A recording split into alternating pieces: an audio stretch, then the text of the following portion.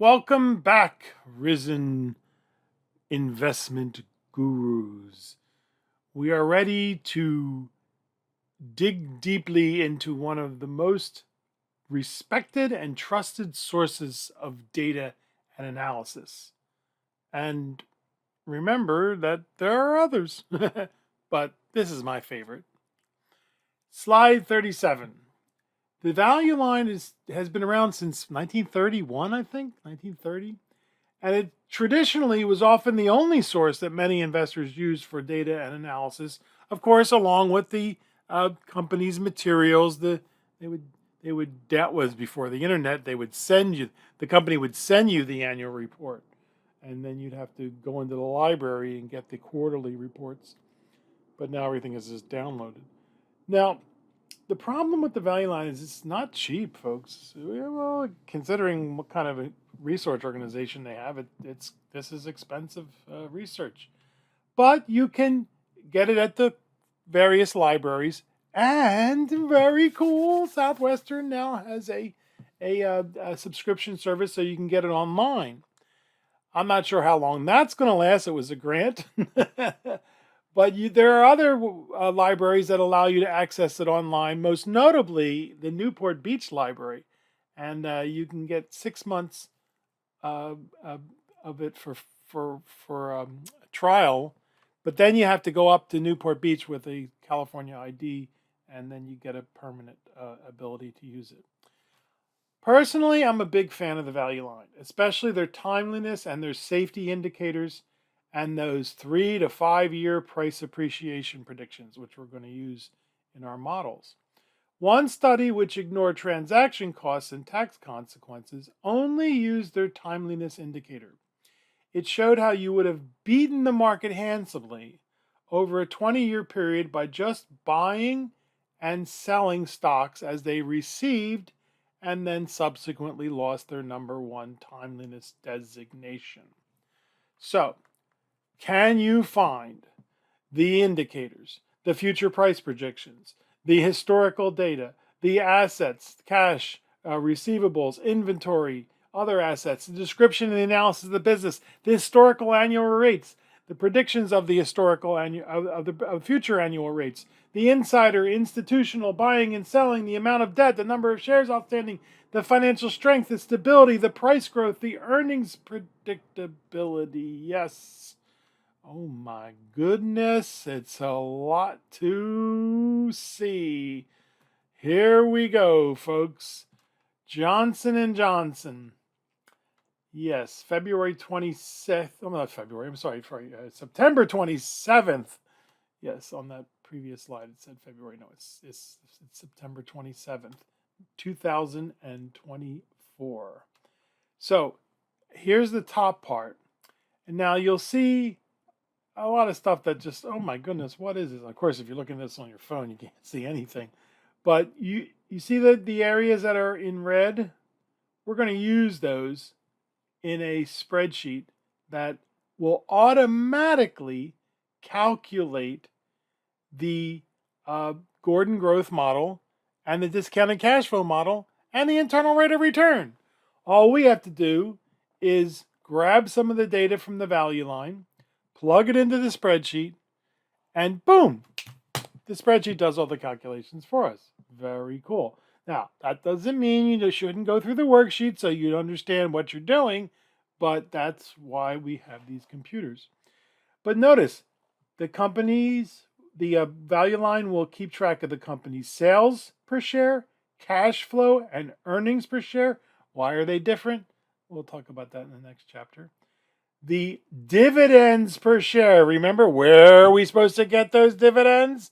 For those and see how they've grown their dividend in the past and how they'll grow their dividend in the future. Notice they keep track of the previous year's dividends, and then they say, you know what? We think in 2025, this is where their dividends are going to be. They're $4.94 now. We think they're going to be $5.20. And then by 2027, 28, 29, we believe the dividends are going to be $6. Now, obviously, these numbers in the future are their estimates. Doesn't mean they're going to be right. But this is the big one. Remember, we said, well, what if the company is selling for $27 or $30 or $135, whatever? I mean, how are we going to know what it is? Well, nobody knows. But what the value line does is they give you this range. They say, you know what? By 2027, 28, 29, we believe that this price is going to be around between $205, $200, and $245. Now, they don't really know this, right? They're not sure of that. That's why they're giving it a range. And they're not guaranteeing it's going to happen. It's the future. Do you remember back in chapter 2 when we talked about the turnover that actively managed mutual funds have?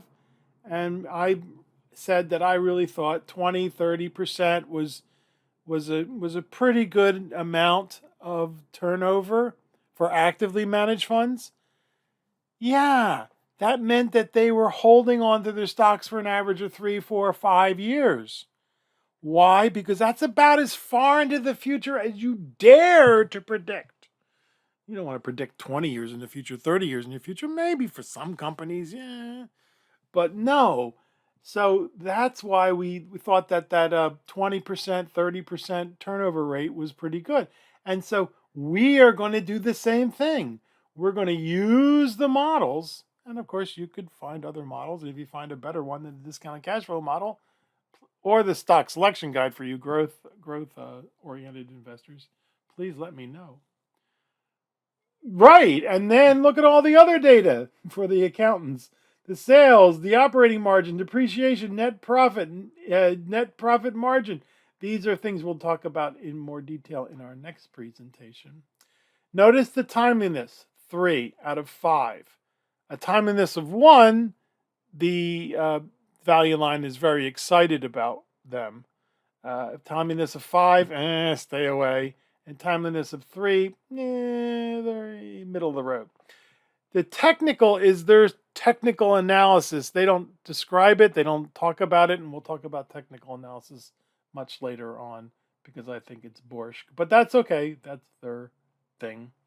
And now the bottom page has the past 10-year annual rates for sales, cash flow, earnings, dividend, and book value. The past 5 years, and then what they estimate to be the next 4 or 5 years or so. So you see, they've been growing their dividend at 6% of the past 5 years, 6.5% past 10 years. And Value Line thinks, well, the next 10 years, not 10 years, but 5 years or so, we believe that the dividend rate is going to grow by about 5%. So these highlighted areas are the areas where we're going to grab data from the value line and put it into a spreadsheet specifically designed to calculate the Gordon growth model, the discounted cash flow model, the internal rate of return for us using value lines predictions and past data. Now, one of the things you must do, in my humble opinion, is read the business analysis. And I always jump here. This is basic. They're not going to say buy this stock, don't buy this stock. They're going to couch it in phrases that like, we are very concerned about the future value of this speculative issue, which is a fancy way of saying don't touch this turkey with a 10-foot pole. But I like what they say here. Johnson & Johnson shares are ranked highest for safety. Of course, it's Johnson & Johnson. They've been around, 150 years?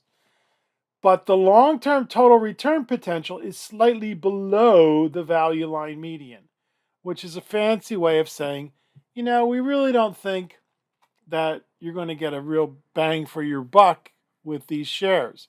But having said that, they're a company that's not going to disappear, right?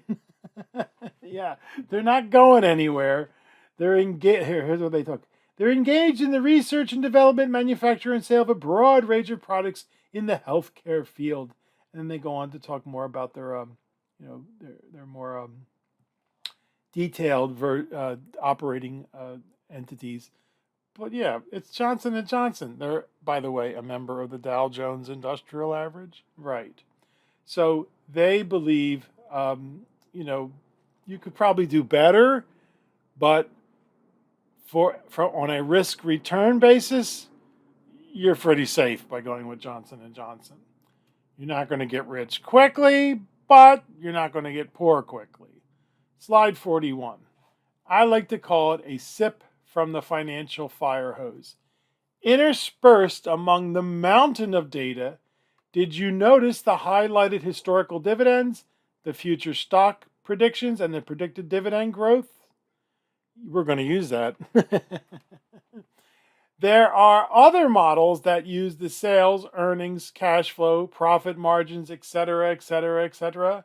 Did you read the company analysis? Well, we kind of read it together. Personally, your humble instructor does not make any decisions about individual stocks without first consulting the value line.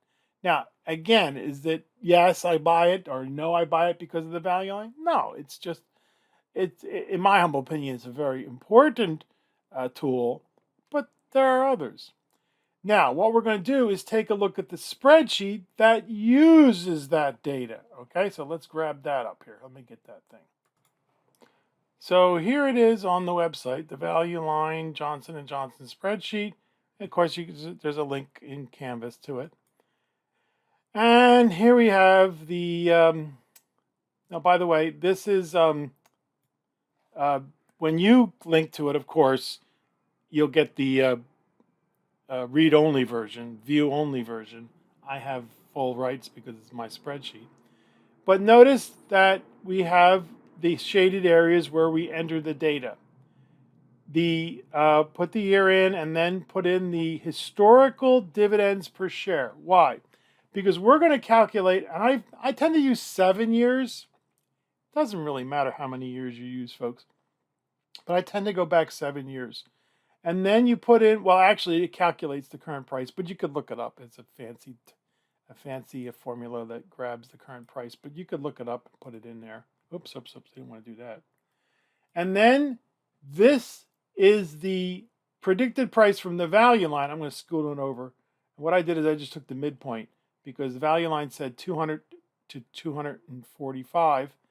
That's what they thought it was going to be about 3 or 4 or 5 years. And then the predicted dividend growth rate. So let's jog our memory. Let's go back to the value line document. And here are the dividends for the last 7 years, from 2024 to 2018. So I put those numbers in. I entered them manually. And then here is the spread, the range of what they believe the stock's going to be. It's also over here too. Yeah. See, they think the high price in 4 or 5 years or so, 6 years, 5 years is going to be $245, and the low price anywhere around $200. So what I did, let's go back to the spreadsheet. Let's not mess things up, I hope. I took 200 and 245, and this just divided by 2. I took the average of the two. All right. And then the other, on the second page, was the dividend growth rate. They believe the dividend growth rate for the next 5 years is going to be about 5%. So we put that right over here. Now, by putting in the historical dividends for the last 7 years, what I was able to do was calculate an average growth rate over the last 7 years. I like 7 years. 5 years I think is a little too short. 10 years is a little too long. But you could change it to how you want to do it. And that is 5.75%, 5.71%. So Value Line's thinking going forward about 5%. I'm saying, well, let's use the average of the last 7 years. Have you noticed that we're really not trying to be precise, folks? Because it's prediction. It's about the future. Now, what happens? That's all you do, folks. And now all the calculations that we've learned how to do are going to be done for you by the spreadsheet. Here's the dividend. Here's the Gordon growth. Here, let's do that. Stop it! My mouth is so sensitive. And so here's the Gordon growth model. using our average growth rate of 5.71%, and then using Value Line's predicted growth rate. And notice the numbers are fairly close, 12%, 10%. They get, as it gets closer and closer to the dividend growth rate, they get farther and farther apart. But because we're using a higher dividend growth rate, notice our numbers are higher. So at 12%, stock's not really worth that much, $75, $83. At 10%, we're talking $121 to $103. And then at 8%, well, $228 to $172, which are both higher than the current price. So can we really reasonably expect, 12% from Johnson & Johnson? I don't think so. Doesn't mean we won't get it, but that's, I think, a little bit too much to ask. But watch what happens when we now. So that was the Gordon growth model. That was the first model, which you have to learn how to do, because if you don't learn how to do it, it's bad for my self-esteem. But more importantly, once you've learned how to do it, then you can let the spreadsheet do the work for you. Now, the other one, which I think is even better, is the discounted cash flow model. So what we're going to do is we're going to go 4 years into the future. And again, it's the future. Do we know what's going to happen in the future? No. We're just pointing to companies that we believe will do well in the future. I like to think of it as you go out inside, see which way the wind's blowing. You put your finger up, lick your finger, put it in the air, and see which way the wind's blowing. So they're paying $4.94 this year, and we're going to use the this part here uses our average dividend growth rate of 5.71%. I'm going to get rid of them, make this a little bit bigger. Here we go. Okay. And then that's using our 5.71%. And notice we come up with numbers of at 10%, present value 10%, of 168.90, and at 8%, 181. So the discounted cash flow model using our 5.71% dividend growth rate is saying, not a bad deal, not a bad deal at all. And then, and so over here, now this is using the Value Line's predicted dividend growth rate. And notice the Value Line's predicted growth rate is only 5%. So the dividends are growing a little more slowly. And so the prices are very similar, just a few cents off. 5.71%. versus 5% is pretty darn close to one another. But in both cases, at 10%, because the stock price is what was it again? 160. What's the stock price? 161. So in both cases, the discounted cash flow models are saying, hey, yeah, you might get 10%. Hopefully you'll get at least 8% from a stock like Johnson & Johnson. I'd be really happy about that. But now, that was the discounted cash flow model. Remember, you're going to learn how to do these using the 99-cent calculator and the present value tables.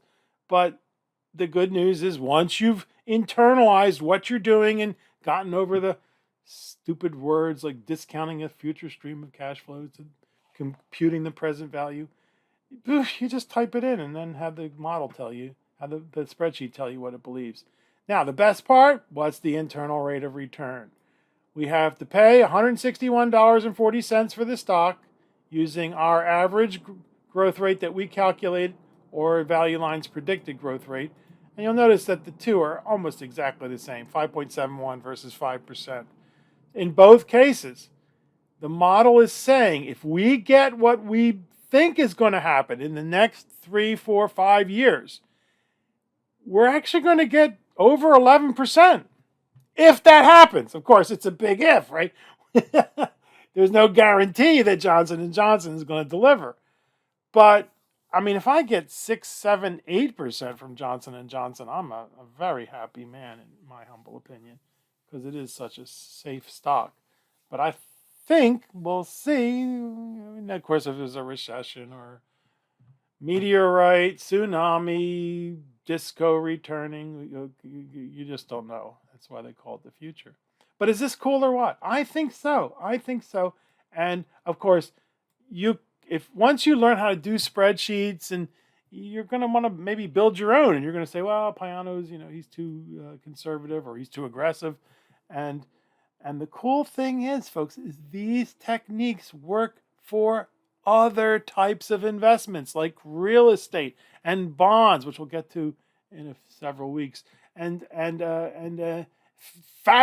fabricas, factories, hospitals. They work for bridges, and when you're going to build a bridge and have income, it's amazing, these techniques that you're learning. I'm so proud of you. Okay, I digress. Okay, let's get this out of the way. All right. So, okay. By the way, here are the screenshots, and notice that we took we're just reviewing now. We took the dividend growth rate from the value line, and we also calculated the 7-year previous growth rate using the data that we put in from the value line, and there it calculates the Gordon growth model, and again at 8%. The Gordon growth model is saying, yeah, maybe this is a decent,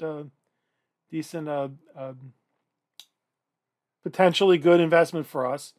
And notice how our choice of required rate of return changes the prediction results drastically, ranging from $83 to $228 using our average growth rate, and 74 to 173 or so using value lines 5%. Next slide shows the discounted cash flow models, which we saw.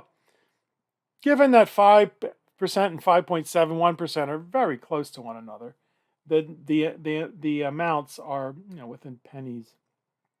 But yeah, within 16 pennies here and 17 pennies here. Here we calculated predictions from the discounted cash flow model using both our computed average dividend growth rate of 5.71% and the value lines 5% over the next 5 years. And then lastly, we took those predicted dividend growth rates and the predicted stock price in the next 5 years and calculated the internal rate of return. The internal rate of return calculations using both our average dividend growth rate and the value lines predicted growth rate give us the similar results. And because we're using, and we could come up with our own prediction for the price. We might say, value line's way too conservative. We think it's going to be $280. And that's the cool thing about the spreadsheet. You just type in the new number and it does all the calculations for us. Would you consider owning Johnson & Johnson? I'm not going to say whether I own it or not. I'm going to tell you that. But what I will tell you is this is the kind of company that I would like to own. This is the kind of company that I recommend to people. Why? Because it's a company that's been around for decades. They've been increasing their dividends over decades. They're very reliable. You're not going to get rich overnight. They're not, going to be a spectacular, the .com companies. How many of them are left? But it's not going to be another Nvidia, right? It's not going to explode 100% in 1 year. It's just not going to do it. But you may have gotten the COVID-19 virus, by the way. Okay, Payano, slide 45. Do we really have to use the spreadsheet? It's so confusing. Look, you got to just hack away at it. It's not that. We'll take a little bit of time. We promised you that you could perform all the calculations in this course with a 99-cent calculator, and we've kept that promise, although I think they're $1.25 now at the dollar store, right? You can do all of these calculations manually. But wouldn't you rather bang away at the spreadsheet until you figure out how to use it? It really isn't that hard. It's like a big bingo game, B3 plus I2 plus N to 15. The real prize here, in my humble opinion, is that all we need to do is to consult the value line for the data to use in our spreadsheets and our manual calculations. And we don't have to use their numbers, religiously. we might think, maybe Value Line is a little too conservative with the dividend growth rate. I think they're going to grow their dividends 6%, or maybe they're too aggressive. I think maybe they're going to slow their dividend growth rate to 3%. Are you getting the feeling that this is not an exact science? Didn't we say at the beginning of the chapter, is this going to be easy? Right? It's not. It's not. We are predicting the future. It's like trying to predict the weather, only worse. Are you excited? Are you ready? Good, because it's your turn now. Slide 46. Go online. We still have that subscription to the Value Line. It's in Canvas. It's on the class website. It's actually at the top as well as in chapter 4.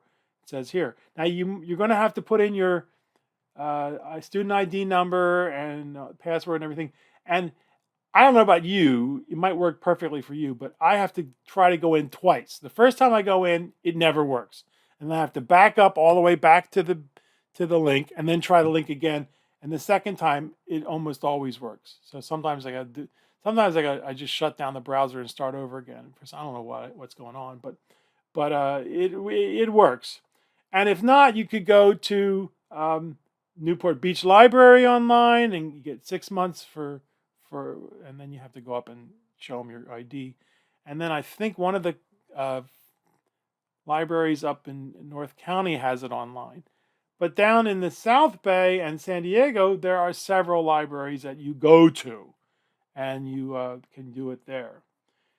Think of a few companies you'd like to research, maybe downloading their annual reports from their websites beforehand and reading about what they say about themselves. Ask the reference librarian for the Value Line packages. I know the librarians look kind of nasty, but they're actually really cool people. They're really, really sharp. They have tricks up their sleeves that you wouldn't imagine. Find the index of companies in alphabetical order, and the index tells you which packet contains the company you are seeking. Because there's 2,000, I don't think exactly what, it's like 1,700 companies. So sometimes it comes in like 12 or 15 packages. And then sometimes it comes in this one big 3-ring binder that's huge. But the cool thing is, the Value Line groups competitors close to one another, so you can easily look at the competition. So say you're looking for Home Depot. You find the Home Depot one, turn the page, and Lowe's will be there. And then who else would they a couple other companies that are, Lumber Liquidators is gone. It's been liquidated. But companies that are competitors to Lowe's and Home Depot. And again, in a nice way, get lost. I mean, now I use it online. It's so much easier than going to the library. But I used to love going. I mean, I still do. I still every once in a while I go to the library and just get lost. Start just flipping through the pages, looking at and they have a whole lot more than just these sheets. They have model portfolios, and they have analysis of the market as a whole. And I loved reading. This was many years ago, folks. This was when the organic matter hit the ventilating device for the economy. 2008. I was reading every 2 weeks they come out with this. Now they come out with something every day, and I try not to read that. I try to read the every 2 week stuff that they come out with. And they were saying, well, things we think we're going to be okay. It looks kind of scary, but we think we'll muddle through. And then they're saying, well, I don't know, it doesn't look so good. And then they say, it looks really bad. The economy looks like it's going to fall off a cliff. It's falling off a cliff. Yeah. 2008. Yeah. I get a kick when some speculators trash the Value Line, because obviously the Value Line is more, the shortest they will talk about is the next 18 months. But I really like to look at their 3 to 5 year predictions. They make mistakes too, folks, just like everybody else. But I would sure love to see how those traders' long-term results stack up against the long-term results of the Value Line. Huh? Who do you think would have the better results? I think I know who would have the better results. Now, finally, the bottom line. Read this carefully. Okay. Once we have finished all our valuation calculations, what should we do? Should we really place much value in our predictions? The answer is no, no, no, no, no. Rather, we should hurl them into the vast ocean along with the ashes of our dead pets or relatives. Or should we shred them into millions of little bitty pieces and use them as confetti at our next party? Or my favorite is to burn them in a huge bonfire as we dance naked under the full moon. Or maybe all three. Look, we do these calculations to simply tilt the odds in our favor instead of placing any significance in our predictions. After we have finished, we ignore them and ask ourselves some very simple questions. Do I want to own this company? Do I believe this business will succeed? Do I want to partner with this company? Warren Buffett says, look, if you would want to own the entire company, if you could afford FedEx or Walmart or whatever, the hundreds of billions of dollars you would need, and you could buy them, and you would, go ahead and buy 10 shares or 5 shares or whatever. Peter Lynch said that after he had done all his research, and this is before microcomputers and they were just coming around in the 1970s and 80s, he put everything into a 3-ring binder for every company. All his calculations, cuttings of newspaper clippings and everything. And he would hold the 3-ring binder up in his hand in front of him and talk to it and say, this is Nike.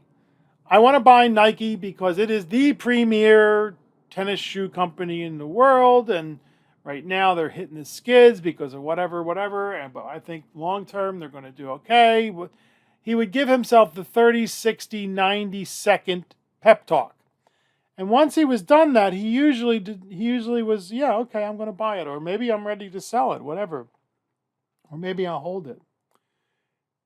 It's all about the future. The valuation is great, but what's going to change in the future? What is it going to continue to do exactly as it's been doing? Boring, paying dividends. Okay, great. Then we don't expect a whole lot from it, but hey, we're very happy with the dividends. Is it going to explode? Or maybe is it going to implode? Well, then it's a whole lot more risky. What's the story? Yeah. And realize that, you are trying to do something that's impossible. You're trying to predict the future. So let's save the last quote from Seth Klayman, who wrote a wonderful book called The Margin of Safety, which is sadly out of print, and he and the producers refused to bring it back in print, which is really sad. So now these copies are selling for a couple $100 if you can find them. Somebody digitized it and put it on the website and got sued because we'd love to have this book back in print, but I don't know. But anyway, a friend of mine has it, so I read it and I grabbed this quote because this quote is exactly how we want to sum up this entire chapter.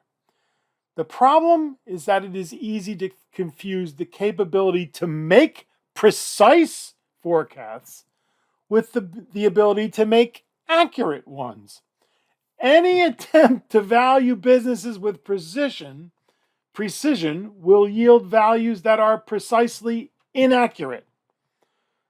Yeah, we know beforehand that as we make these calculations, there's a 99.99% chance that they will not be what the future brings. They will be inaccurate. So why bother doing them? These calculations help us identify companies that are prudent, long-term oriented investments. They won't make us wealthy quickly, but they will make us wealthy, assuming the world doesn't end. Nuclear holocaust, we die in our own waste with global warming, meteorite, tsunami, earthquake, whatever. To quote a very wise client of mine, after I had explained my, philosophy and my strategies and what products I recommend because of that. He said, "Oh, I like it. I don't have to win big. I just have to win." And and I just never forget that saying. It was distilled it down into the um, nub of importance, because there's always going to be people who are going to do better than you, folks. I mean, just get used to that.